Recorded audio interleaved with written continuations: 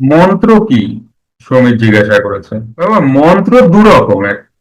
সর্দার, আসছি দাঁড়াও। এখনকার ভাবে যেটা আছে সেটা মন্ত্র একরকম। কেমন? এখনকার হিসাবে যা বলা হয় মন্ত্র, সেটা একরকম। আর প্রাচীন কালের যে মন্ত্র, সেটা আরেক রকম। যুক্ত ক্রিয়াযোগ, সুষুম্না, অন্তর্মুখী প্রাণায়াম, সম্ভাবী মহামুদ্রা, কপালভাতি শিখতে চাইছেন? প্রাচীন কালের মন্ত্র উচ্চারণ করার জন্য ছিল না, ওটা যৌগিক সংকেত হিসাবে ছিল। ওই যে দেখো না, হ্রিং, ওগুলো যৌগিক সংকেত। এটা ছিল একদম আদিতে। তারপরে যখন আরো নিম্নমানে চলে আসলো, তখন এগুলো মন্ত্র হয়ে গেছে। এগুলো মন্ত্র হয়ে গেছে। তো এগুলো এখন জপা হয়, আর সেটা জপে মন। বোঝা গেল? কিন্তু এগুলো অ্যাকচুয়ালি মন্ত্রের ডেফিনেশন পঞ্চানন বাবা বলছেন। পঞ্চানন বাবাকে জানিস তো? তুমি? হ্যাঁ। লারি বাবার বেশ কয়েকজন শিষ্য, উন্নত মানের, তার মধ্যে একজন। এটা আমার কথা বলছি না। এই মন্ত্র মানে, এটা হচ্ছে যোগের সাংকেতিক কোড, যেটা আগেকার দিনের মুনি ঋষিরা বলতেন, তুমি এই করো, তুমি এটা করো। লোকের সামনে বলবেনই না, এটা করো, এটা করো, মানেই বুঝে যেতেন এটা এটা এটা মিলে এটা হয়। এই তখনকার মানে ওইভাবে ইউজ হতো ওই ইয়েগুলো, কোড গুলো। তারপরে হলো মন্ত্র, এখন এগুলোকে জপ করে মানুষ। যে কারণে তুমি শুনে দেখবে, তোমরা মন্ত্র শুদ্ধতা নিয়ে জপ করতে হয়, পটিতে বসে জপ করা যায় না। ধোয়া পোশাক, পরিষ্কার পোশাকে জপ করতে হয়, ইত্যাদি ইত্যাদি মন্ত্র। তো পঞ্চন বাবা তো এই মন্ত্রকে পাত্তাই দেননি। একদমই না। পঞ্চন বাবাকে পড়লে তোমার সবকিছু মানে কেমন গুলায় যাবে, সব সব গুলায় যাবে। মহামন্ত্র, এই কলি যুগের প্রোডাকশন প্রোডাকশন এগুলো মহামন্ত্র। বুঝেছো? ওই কিছু অক্ষরের সমষ্টি, ভগবানের নাম, মানে স্থূল নাম, সেই নাম দিয়ে কিছু করে এবারে ওটাকে জপ করো। মনের পরিত্রাণ মন্ত্র দ্বারাই হয়। কিন্তু এই কোড, যৌগিক কোড যেগুলো, সেই মন্ত্র দ্বারা হয়। এই মন্ত্র দ্বারা মনের পরিত্রাণ হয় না বাবা। হ্যাঁ, বারবার জন্মে মরে পরিশুদ্ধতা পায়, আর কিচ্ছু হয় না। মনের ত্রাণ মন্ত্র দ্বারা হয় না, বলে ঠিকই, কিন্তু পঞ্চানন বাবা এটা বলছেন না। আর পঞ্চান বাবার কথা শুনবো না, কার কথা শুনবো বলো? তাই না? যিনি যোগীরাজের অন্যতম শিষ্যদের মধ্যে একজন, এখন কার কথা শুনবো?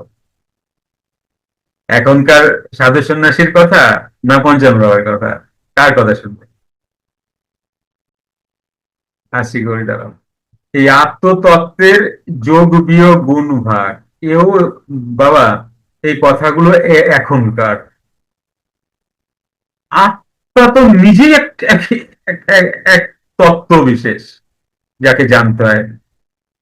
আত্মার তো যোগ বিয়োগ নেই বাবা, আত্মা তো নির্লিপ্ত।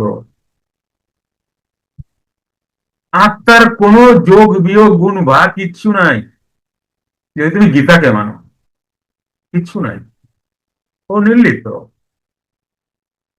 এই প্রশ্নগুলো এখন খুব চলে, কিন্তু এই প্রশ্নগুলো কোনো মিনিংলেস। অন্তত তুমি যেখানে এসছো যোগীরাজের দুয়ারে, আরো হাইফাই কিছু জানতে হবে তোমাকে, আরো হাইফাই কিছু বুঝতে হবে তোমাকে, অতিরিক্ত কিছু না।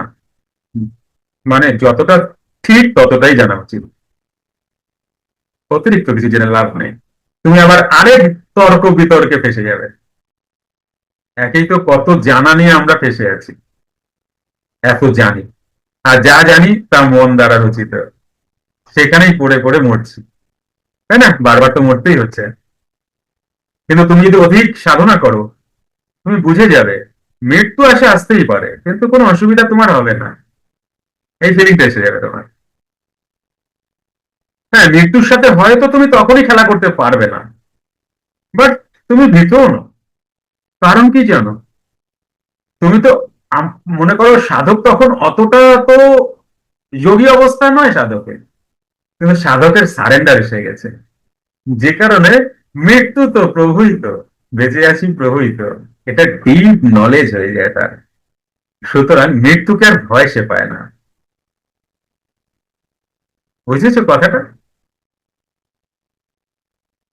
মৃত্যু হতে পারে সাধকের, যোগীর হয় না। হতে পারে সাধকের মৃত্যু, কিন্তু সাধক একটু উন্নত মানের, বোঝার চেষ্টা করে। যেহেতু তার সারেন্ডার গুরুর প্রতি, সেহেতু তার ভয় থাকে না, মনের ভয় থাকে, সাধকের থাকে না। মন থেকে সাধক, সাধক থেকেই তো যোগী, এই তো যাত্রা। তো রাত জাগা বরাবরই আমার, রাত জেগে সাধনের বরাবরই ইচ্ছা, ছোটবেলা থেকে রাতে সাধন করব। হুম। বেদ প্রধানত জড় প্রকৃতির তিনটি গুণ সম্বন্ধেই বলা হয়েছে। বেদে, বেদে প্রধানত জড়, এটা প্রশ্নটা অনুপের। বেদে প্রধানত জড় প্রকৃতির তিনটি গুণ সম্বন্ধেই বলা হয়েছে। হে অর্জুন, তুমি সেই গুণগুলোকে অতিক্রম করে নির্গুণ স্তরে অধিষ্ঠিত হও, সমস্ত দ্বন্দ্ব থেকে মুক্ত হও, এবং লাভ, ক্ষতি ও আত্মরক্ষার দুশ্চিন্তা থেকে, এই যে বলদা বলদা কথাবার্তা, আত্মরক্ষা, অর্জুনটা বললেই থাকে এই কথাটা, আত্মরক্ষা করতে হবে। ভগবান বললো আত্মারে তোমার রক্ষা করতে লাগবে না, ও আপনি আপনার রক্ষা হয়ে যায়। আত্মরক্ষার দুশ্চিন্তা থেকে মুক্ত হয়ে যাও, আধ্যাত্ম চেতনায় অধিষ্ঠিত হও। প্রশ্ন অনুপের, তিনটি গুণ কি কি? সততম রজ। এই তিনটি গুণই কি ব্রহ্মা বিষ্ণু মহেশ? ইয়েস, ব্রহ্মা বিষ্ণু মহেশ। কিন্তু যেই ব্রহ্মা বিষ্ণু মহেশ তোমরা জানো, তোমরা যেটা জানো, যেই ফর্মে তোমাদের কাছে আছেন, ওটা নয় কিন্তু, ওরম না। মহেশ, ত্রিশূলওয়ালা, ভাবো শিব, গুলায় যায়, এই শিব ওই শিব, কোন শিব? বিষ্ণু সত্যগুণ। দেখুন এখানে হিসাব মিলছে, ভগবান বিষ্ণু তিনি সত্যগুণ, তিনি তো গুণাতীত। ভগবান বিষ্ণু কিন্তু এখনকার না, সত্য যুগের। ভগবান বিষ্ণু, তারপরে রাম, শ্রীরামচন্দ্র, তারপরে শ্রীকৃষ্ণ, তারপরে লাহিড়ী বাবা। বুঝে যাচ্ছে হিসাবটা? ভগবান বিষ্ণু তোমার মনে হয় সত্যগুণে? এটা অন্য ফর্ম, চেতনার ফর্ম। কোন চেতনার ফর্ম? মানুষ, জীব জগৎকে যা ধরে রেখেছে, সেই চেতনার ফর্ম বিষ্ণু, ব্রহ্মা অ্যান্ড মহেশ। হ্যাঁ, ওরম না। হ্যাঁ, ব্রহ্মা বলছি, দেখা দিলাম চার মাথাওয়ালা, ওই তো ইয়ে নিয়ে বসে রয়েছে, ওরম নাকি বিষয়টা? শিব মানে ওই, হ্যাঁ, ত্রিশূল নিয়ে, জটা জুটোধারী, ওরম নাকি বিষয়টা? আর বিষ্ণু মানে সুদর্শন চক্র, শঙ্খ চক্র গদা পদ্ম, বা ইত্যাদি ইত্যাদি, ওরম নাকি বিষয়টা? যা শুনছো বুঝছো, যা বিশ্বাস করো, সেটার সাথে তোমার যুদ্ধ হবে তো, তোমার নিজের সাথে নিজের যুদ্ধ হবে।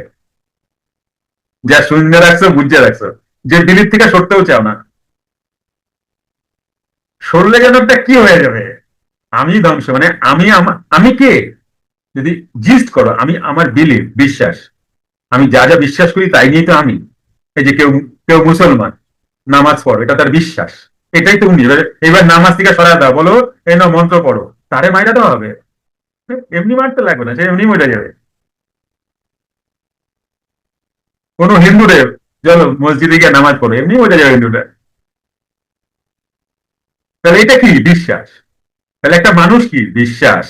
তার বিলিফটাই সেই মানুষটা, আর এই বিলিফটাই তোমাকে মানতে হবে, যা জোগাড় করছো জন্ম জন্মান্তর। কি অদ্ভুত বিষয় দেখো, কি মানে ঘোড়া টেপ ট্যাপ দেখো, কি বলবো একে, চোরাবালি গুরুজি। চোরাবালি, চোরাবালি। বুঝেছো? এই চোরাবালিতে আমরা পড়ে রয়েছি, কখনো ডুবি, কখনো উঠি, মূল জায়গায় যেতেই পারছি না। কে নিয়ে যাচ্ছে না? আমি, আমার বিশ্বাস,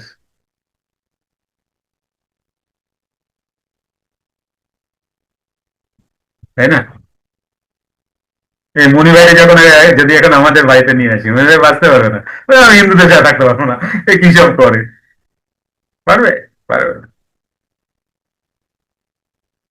অবশ্যই আমাদের বাড়িতে পারবে, আমাদের তো পুজো আসছে নাই, আমাদের বাড়িতে পারবে, আমাদের তো কিছু নাই। যুক্ত ক্রিয়াযোগ সুষুম্না অন্তর্মুখী প্রাণায়াম সম্ভাবী মহামুদ্রা কপালভাতি শিখতে চাইছেন? প্রতি সপ্তাহে মঙ্গল, বুধ ও বৃহস্পতিবার রাত ৮টা থেকে ৯টা অবধি জুম অনলাইনে নিজের বাড়ি বসেই শিখতে পারবেন। যোগাযোগ জ্ঞানী গুরু কমিউনিটি। Phone number 9903680146।